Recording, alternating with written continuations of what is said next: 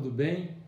Nesse vídeo nós vamos falar sobre política monetária, que é uma das três políticas macroeconômicas que nós estudamos: política fiscal, política monetária e cambial. Então, só para recapitular, vamos ver aqui a definição de políticas macroeconômicas. É o conjunto de medidas governamentais que tentam influenciar o andamento da economia em seu conjunto, visando, objetivando aumentar o PIB, aumentar o nível de emprego e manter os preços estáveis. Então, esse quadro aqui vai resumir o que eu acabei de falar. Olha lá, as três políticas macroeconômicas, a fiscal, a monetária e a cambial, tentando influenciar os agregados macroeconômicos, né? Os principais indicadores macroeconômicos, que são o PIB, o emprego e a inflação. Então, essa aqui é a preocupação de qualquer governo, de qualquer lugar do mundo, né? Adotar políticas, adotar ações macroeconômicas visando melhorar esses três indicadores aqui, basicamente esses três aqui, ok? Então vamos falar então agora sobre política monetária. Então olha só a definição de política monetária. É a atuação do Banco Central, né? Porque lembrando, quem executa a política monetária é o Bacen, é o Banco Central. Isso em qualquer país do mundo, ok? Então olha só, é a atuação do Banco Central para definir as condições de liquidez da economia, ou seja, a quantidade de moeda em circulação naquela economia, a taxa de juros daquela economia, etc., a fim de garantir a estabilidade monetária. O que significa a estabilidade monetária? Nada mais é do que a inflação controlada, a inflação baixa. Sabemos já o que é inflação, temos aqui no canal um vídeo que fala sobre inflação, né, que é quando os preços aumentam de modo geral.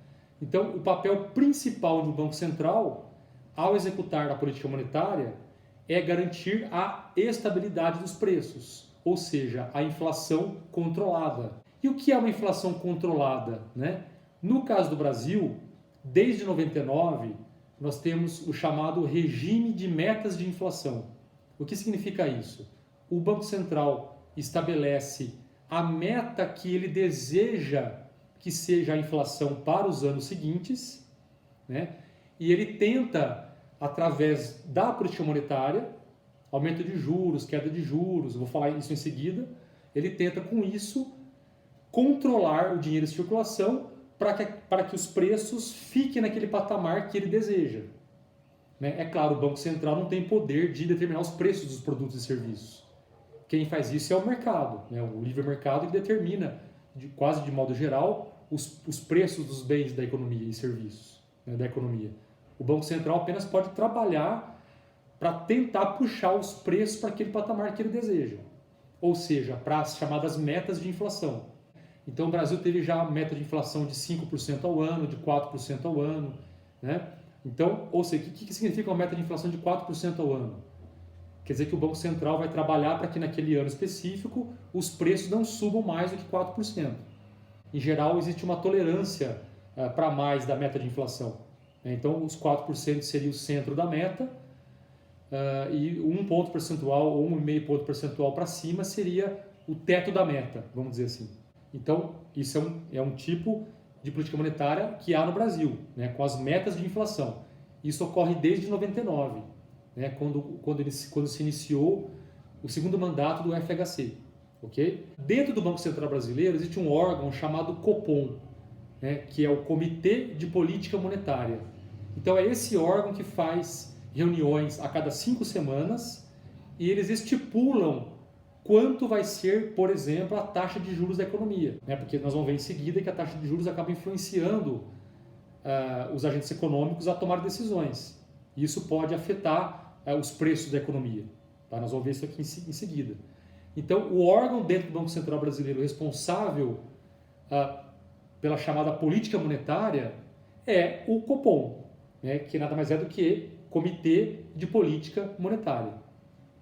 Vamos ver agora quais são os principais instrumentos de política monetária que existem, né, para o Banco Central atuar. Então, olha lá. Primeiro, E o mais importante de todos, taxa de juros. Né? No Brasil, a nossa taxa de juros básica é a chamada Selic, né? Que é uma sigla de Sistema Especial de Liquidação e Custódia. Tá? Que significa o que na prática? É basicamente a taxa de juros pela qual os bancos comercializam e compram e vendem títulos públicos. Tá? Basicamente é isso, né? Em outras palavras. É a taxa básica pela qual os bancos negociam entre si os seus títulos públicos. E essa taxa é a taxa básica, é a partir dela que as demais taxas serão formadas. Então, quem tem o poder para estipular essa taxa básica? O Banco Central, ok? Que no caso do Brasil é a Selic. Tá? Então, esse é o principal instrumento que o BC tem para fazer política monetária. Nós vamos ver em seguida como que isso é na prática. Ok? Segundo instrumento de política monetária, depósito compulsório. Então vamos ver aqui a definição. É a parcela dos depósitos bancários que ficam retidos no Banco Central sem serem emprestados. O que significa isso? Então imagine o seguinte exemplo, olha só, um banco comercial, né, quando eu falo banco comercial, Banco do Brasil, Caixa, Itaú, Santander, Bradesco, por exemplo, esses daí. Os bancos que nós temos conta. Então, quando você faz um depósito no banco comercial, então vamos supor que você depositou lá R$100 no seu banco, você tem conta. Desses R$100, o banco, né, ele pode emprestar esse dinheiro para outras pessoas. Esse é o papel de um banco. Então, o banco pode, ele pega o seu dinheiro e empresta para outros. Essa é a função dele, inclusive. O banco não trabalha com o dinheiro dele. O banco trabalha com o dinheiro dos clientes. Só que o Banco Central pode estipular a porcentagem que o banco pode emprestar do dinheiro que ele recebe. Então imagine que você depositou lá R$100 no seu banco e a taxa de compulsório, o depósito compulsório, seja, por exemplo, 10%, por suposição.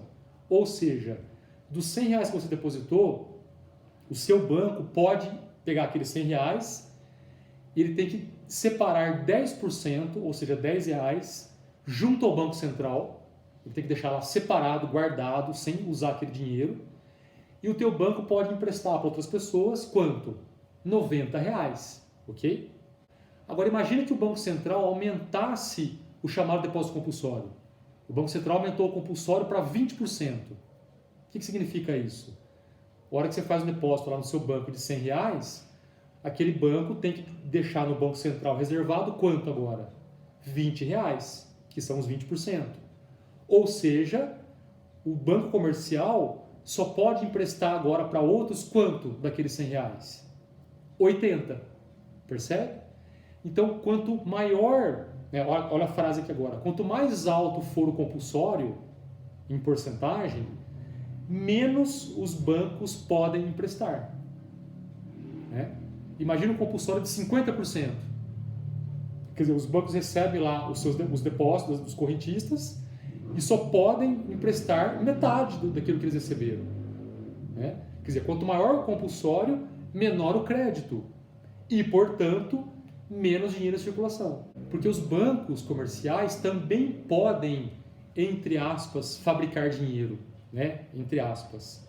Quem fabrica moeda é o Banco Central. Emite lá papéis, né? Notas e tal. Mas os bancos podem também criar dinheiro. Né? Como assim criar dinheiro? Fabricando dinheiro? Não. Emprestando. Através do crédito. Né? Então um banco pode, não só pode, como ele faz o tempo todo isso. Ele empresta muito mais dinheiro que ele tem em reserva. E quando o Banco Central muda o compulsório, o Banco Central está interferindo nessa capacidade que os bancos têm de emprestar mais ou menos dinheiro. Percebe? Ok? Então, terceiro instrumento de política monetária agora são as chamadas operações de mercado aberto, o chamado open marketing. O que significa isso? É a compra e venda de títulos públicos pelo Banco Central, junto ao mercado. Tá? A gente não vai aprofundar aqui essa discussão por causa do nosso tempo. Mas imagine o seguinte, há no mercado títulos públicos. Então, quando o Banco Central quer, por exemplo, reduzir o dinheiro em circulação, o que ele faz? Ele vende títulos. Porque a hora que ele vende títulos, Alguém está comprando. Então a pessoa está pegando seu dinheiro e pagando para o Banco Central. Então, quando o Banco Central vende títulos, vende papéis, pagando juro, claro, é como se o Banco Central enxugasse dinheiro de circulação. Né? O contrário também é verdadeiro. Né? Quando o Banco Central deseja aumentar o dinheiro de circulação, o que ele faz? Ele compra títulos, ele resgata os títulos públicos. Quer dizer, então ele compra o título que a pessoa tinha e paga a ela. Então, quer dizer, o dinheiro em circulação também aumenta. Tá? Então, esses são os 3 instrumentos principais que o Banco Central tem para realizar a política monetária. Tá? Vamos agora ver quais são os tipos de política monetária que existem. Política monetária expansiva. O que significa isso? É quando o Banco Central quer expandir o dinheiro em circulação. Como que ele faz isso? Ele reduz a taxa de juros. Como que reduzir os juros aumenta o dinheiro em circulação? É óbvio. Se o BC reduzir os juros, vai ficar mais barato o dinheiro, não vai? Então, tanto um consumidor que quer, por exemplo, comprar um carro novo, ou comprar uma geladeira, uma televisão, um celular, vai ficar mais barata a prestação daquele celular, daquele aparelho. Ele pode, então, comprar mais facilmente, com juros menores. Da mesma forma, a empresa que queria comprar uma máquina, né, se os juros baixam, ela fica mais disposta a comprar aquela máquina, porque os juros estão menores, ela vai pagar menos por aquela máquina ao longo do tempo. Então, quando os juros se reduzem, isso facilita muito o quê? O consumo e o investimento na economia. Olha só a flechinha lá, acompanha lá, reduz juro, aumenta consumo, aumenta investimento. E isso leva ao quê? Consequentemente, ao aumento do PIB e do emprego. Porque o consumo e investimento são componentes do PIB. É só você acompanhar aqui no nosso outro vídeo no canal que fala sobre os componentes do PIB. O PIB é composto por consumo, investimento, gastos do governo e exportações líquidas. Então, quando o Banco Central muda juros, né, por exemplo, quando ele reduz juro, isso afeta consumo e investimento, faz aumentar, fica mais barato o crédito. Por outro lado, o que isso pode provocar em muitas vezes? Pode gerar inflação.